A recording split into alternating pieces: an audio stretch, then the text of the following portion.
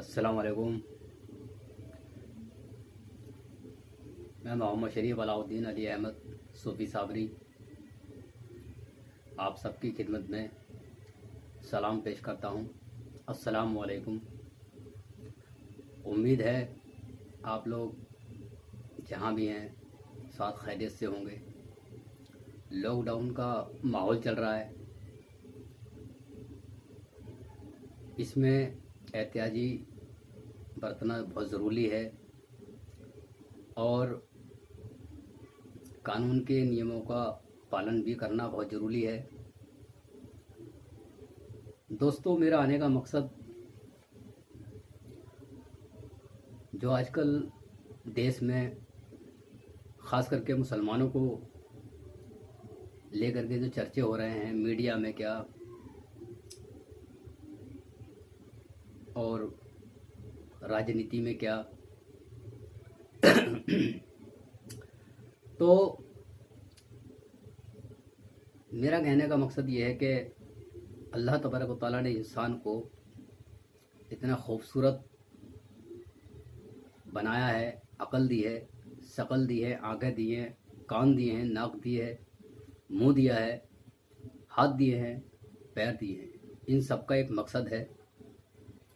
आँखें दी हैं अच्छाई और बुराई देखने के लिए, कान दिए हैं अच्छाई और बुराई सुनने के लिए, मुंह दिया है अच्छी बातें बोलने के लिए, चेहरा दिया है खूबसूरत ताकि कोई इंसान किसी को देखे उसकी खूबसूरती को तो उसकी तारीफ़ की जाए। अकल दी है परवरदिगार ने, मगर कुछ लोग ना अकल का इस्तेमाल करते हैं ना अपनी ज़ुबान का इस्तेमाल सही करते हैं और जो दिल में आया वो कह दिया, जो समझ में आया वो किसी को भी कह दिया। जैसे कि अब आजकल चर्चे हो रहे हैं जमात को लेकर के, जिस तरीके से जमात को टारगेट बनाया जा रहा है ये चीज़ बहुत गलत है। परवरदिगार से डरने की कोशिश करो और डरना भी बहुत ज़रूरी है, क्योंकि परवरदिगार ऐसे इंसानों को पसंद नहीं करता जो दूसरे पे तहमत लगाएं, दूसरे पे इल्ज़ामात लगाएं, दूसरे की बेइज्जती करें, दूसरे के धर्म को गलत कहें, गरीबों पे, लाचार मजबूरों पे अत्याचार करें। जमात से पहले कोरोना जो बीमारी है वो आ चुकी थी। जमातियों का मुद्दा बनाना बहुत गलत बात है। इसमें न्यूज़ वाले तो मिर्च मसाला लगा ही रहे हैं, उनके साथ साथ जो अल्लाह तबारक व तआला ने जिनको अपने हुनर से नवाजा है उन लोगों का भी दिमाग शायद ख़राब हो गया है। मुझे तो लगता है कि जब इंसान ज़्यादा कुछ तरक्की कर लेता है तो वो आसमान की तरफ चढ़ने लगता है, तो वो सोचता है कि मुझसे बड़ा कोई अक्लमंद नहीं है या मुझसे ज़्यादा कोई पढ़ा लिखा नहीं है। अल्लाह तबारक व तआला किसी को इल्म भी दे देता है तो उसको भी ये तकब्बर गुरूर आ जाता है कि शायद जो इल्म मेरे पास है वो किसी के पास नहीं है। ऐसे ही एक महिला है हमारे देश की, पहलवान, मुझे तो लगता है कि कुश्ती लड़ते हुए शायद उनके दिमाग में कहीं चोट लगी है और उनको अपने दिमाग का चेकअप कराने चाहिए मेरे हिसाब किताब से। उन्होंने भी जमात वालों को नहीं छोड़ा, उन्होंने भी ट्वीट कर दिया और अपने ट्वीट में लिखती हैं,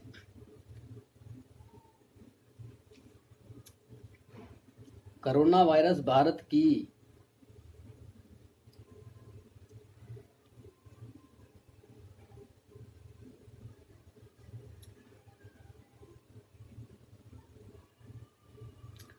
दोस्तों, इस ट्वीट को पढ़ने से पहले मेरे दिमाग में एक बात आती है कि अल्लाह तबारक व तआला जब किसी को तरक्की देता है या किसी को इल्म दे देता है तो वो अपनी औकात भूल जाता है।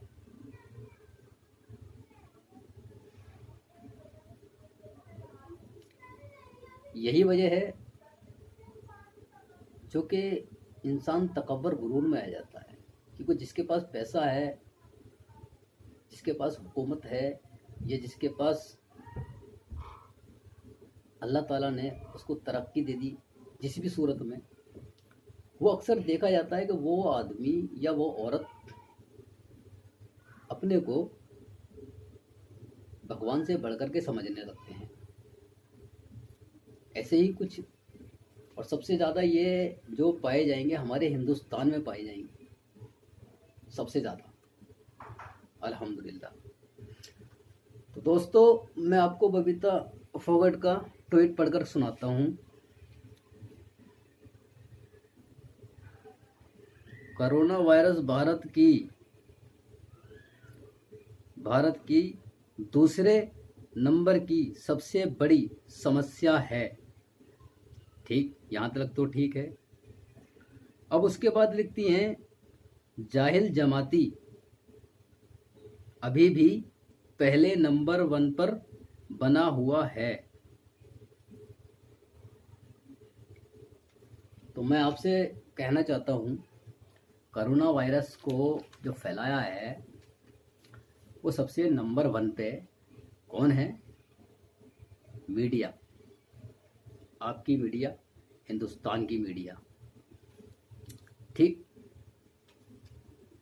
दूसरे नंबर पे मैं बताता हूँ, कोरोना वायरस जो आया है ना, ये जमातियों की वजह से नहीं आया। ये हिंदुस्तान में जो जाती हुई है ना, जुल्म हुआ है, जाती हुई है, इसकी वजह से आया है। मैडम जी, आपको समझना चाहिए, आप एक औरत हो, लेडीज़ हो, लेडीज़ों को ये बातें शोभा नहीं देती है। कृपया करके ऐसे ट्वीट ना करें आगे के लिए। मैं आपको बता देता हूँ असल वजह क्या होती है ऐसी जब मुसीबतें टूटती हैं। पहला नंबर मैंने आपको मीडिया बता दिया है। दूसरा नंबर सुन लीजिए आप,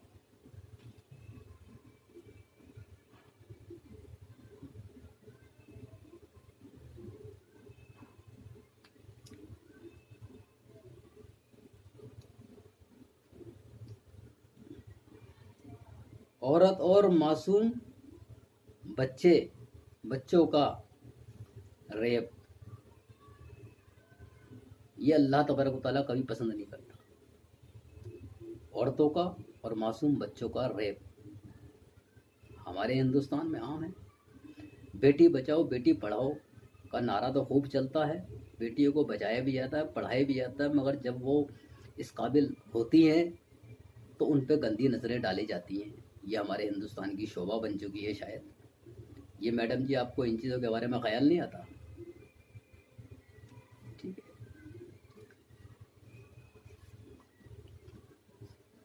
और बता दूं, तीसरी वजह भी बता देता हूँ मैं आपको। औरत और मर्दों के बीच में भेदभाव पैदा करना, चुगलखोरी करना, गीबत करना, दूसरे को झूठी राय मशवरा देना, किसी के धर्म के बारे में हो या किसी के घर के बारे में हो या किसी के इल्म के बारे में हो, जब तक पूरी तरह आपको मालूमात नहीं है तो आप आगे की तरफ मैसेज ना करें, बिल्कुल ना करें आप ऐसा मैसेज। इससे देश में बिगाड़ पैदा होता है, दिलों में दरार आती है। शायद आपको कोई फ़र्क ना पड़ता हो इन चीज़ों से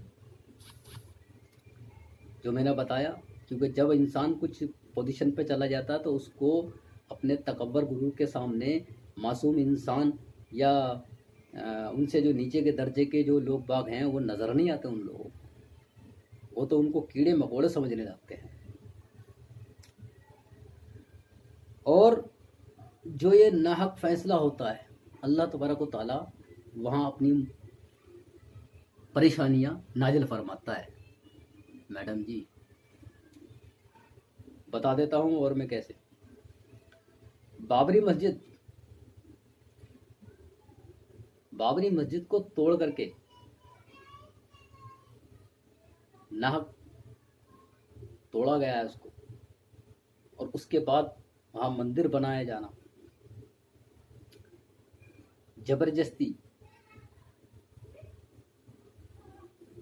ठीक, इसकी वजह से किसी की ज़मीन पर ज़ाती कब्ज़ा करना अदालत ने दिया है, हम इसको कबूल करते हैं।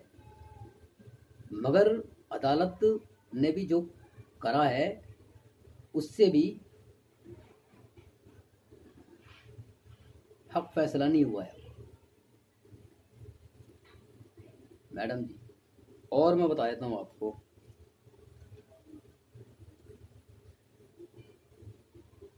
और जो अभी बवाल हुआ है ये हिंदुस्तान में थोड़े दिन पहले ही, लेडीज़ों पे अत्याचार, आंसू गैस के गोले छोड़े गए जब आपने कोई ट्वीट नहीं किया। मासूम बच्चों पर आंसू गैस के गोले छोड़े गए, गरीबों के घर लूटे गए, जवान बच्चों को मार दिया गया। कोई सफ़र में आ रहा था, कोई कहीं से आ रहा है, कोई कहीं से आ रहा है, कोई अपने घर की तरफ जा रहा है, कोई अपनी माँ के पास जा रहा है, कोई अपने बाप के पास जा रहा है, उनको बीच में ही घेर करके मार दिया गया। ये नाहक कत्ल, ये अल्लाह तबारक व तआला को कभी पसंद नहीं है। किसी की प्रॉपर्टी को लूटा गया, मज़ारों को, मस्जिदों को आग लगाई गई, कुरान पाक को जलाया गया, ये अजाब कम नहीं है। कुरान पाक अल्लाह की किताब है, उस किताब से क्या दुश्मनी थी किसी की? क्या दुश्मनी थी उस किताब से, बताइए आप मेरे को। आपने जब ट्वीट नहीं किया कि किसी के धर्म को, स्थान को गलत कहना, उसकी किताबों को जलाना, ये कहाँ का इंसाफ है? ये कहाँ की इंसानियत है? ये अल्लाह तबारक व तआला कहाँ बस पसंद करता है इन बातों को? मगर ये बातें आपकी समझ में भी नहीं आएंगी।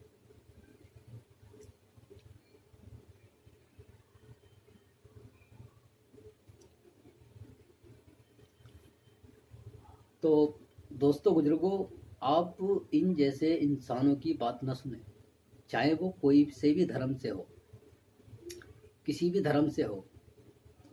क्योंकि ये बहुत से लोग बाग क्या है कि पैसे के चक्कर में आकर के अपनी ज़िंदगी बर्बाद कर देते हैं, कुछ भी कह देते हैं, कुछ भी कर देते हैं, ठीक।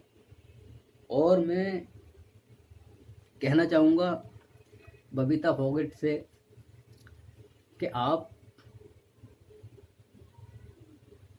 देश की सुंदर नारी बनकर रहें। राजनीति में आप आ चुकी हैं, कोई बात नहीं, आपकी मर्जी, आपका इल्म, आपकी ज़िंदगी। मगर मैं आपको राय मशवरा देना चाहूँगा कि औरतों का काम औरतों पर ही शोभा देता है, न कि मर्दों वाला काम करो। आपको परवरदिगार ने, अल्लाह तबारक व तआला ने आपको ये मर्तबा अता फरमाया है पहलवानी कुश्ती करने का। तो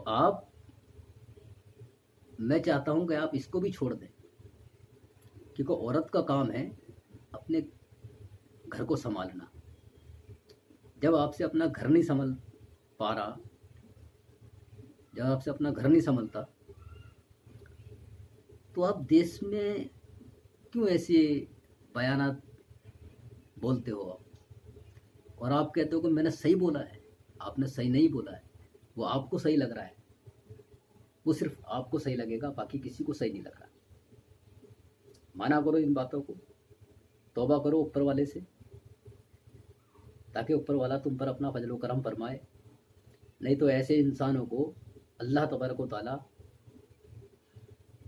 अपनी गिरफ्त में ले लेता है, क्योंकि उसकी यहाँ देर है अंधेरा नहीं है। ऊपर वाला जो फैसला करता है हक में करता है, ना हक नहीं करता वो। ना हक पर तो हम लोग इंसान चलते हैं, वो परवरदिगार सब पर रहम करने वाला है। गलती हो जाती है, गलती होने के बाद अब जो गलती का इजहार कर लिया जाता है तो परवरदिगार उससे और ज़्यादा खुश होता है।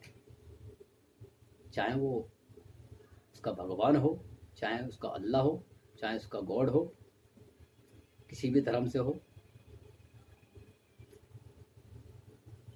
तो आप, उम्मीद है कि आपको ये बातें